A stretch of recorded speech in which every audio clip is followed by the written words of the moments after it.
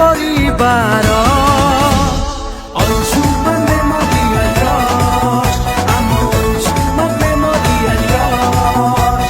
नाना कार्यक्रम करी ओडिशावासी ठाए निरंतर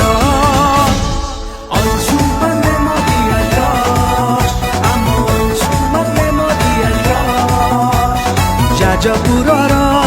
धर्मशाला रे जान जन्म जे तांकर सत्य न्याय धर्मर प्रतीक भाई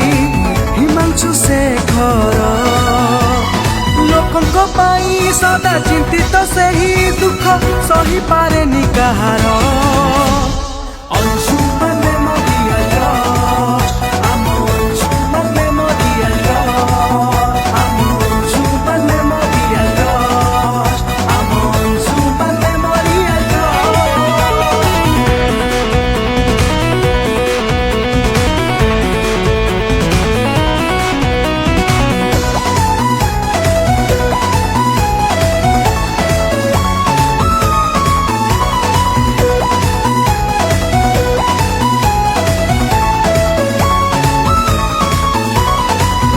निवारण पाई स्वास्थ्य शिविर करी बिना मूल्य रे औषध बंटा जाए भाई बंटा जाए बंधु बंटा जाए